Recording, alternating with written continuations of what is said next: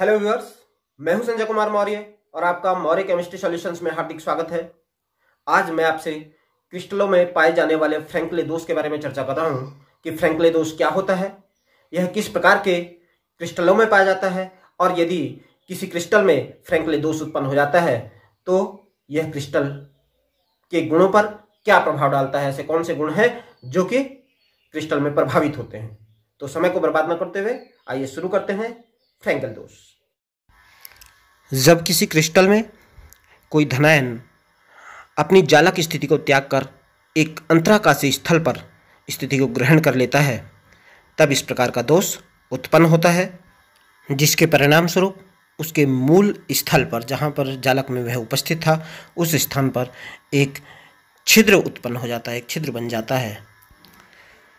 The Frenkel defect is arises when an cation is missing from its normal position and occupies an interstitial site between the lattice point. The existence of one hole due to a missing cation from its normal position and occupying an interstitial position.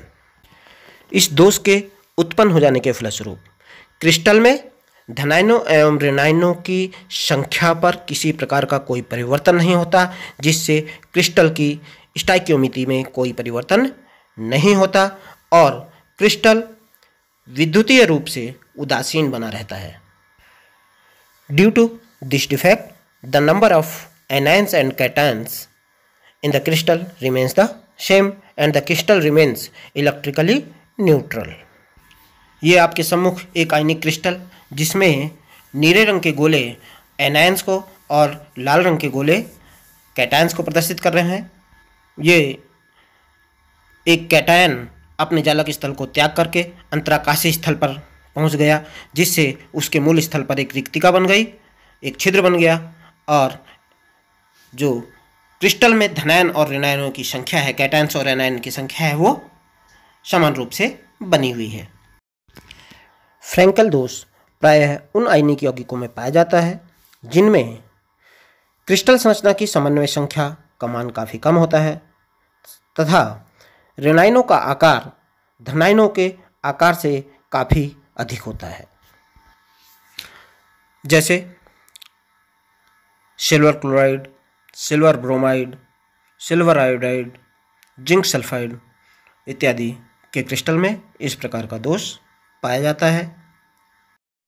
अब बात करते हैं Frankel दोष के प्रभाव की, कि जब किसी क्रिस्टल में फ्रैंकल दोष उत्पन्न हो जाता है तो उसकी स्टाइकियोमिति में कोई परिवर्तन नहीं होता। चूँकि दोष उत्पन्न होने पर कैटायन और एनायन की संख्या में कोई परिवर्तन नहीं होता, अतः जो क्रिस्टल का घनत्व है वह भी अपरिवर्तित रहता है, किंतु इस दोष के उत्पन्न हो जाने के फलस्वरूप क्रिस्टल की विद्युत चालकता में वृद्धि हो जाती है। तो ये था क्रिस्टलों में पाया जाने वाला फ्रैंकल दोष और क्रिस्टलों पर उसका प्रभाव।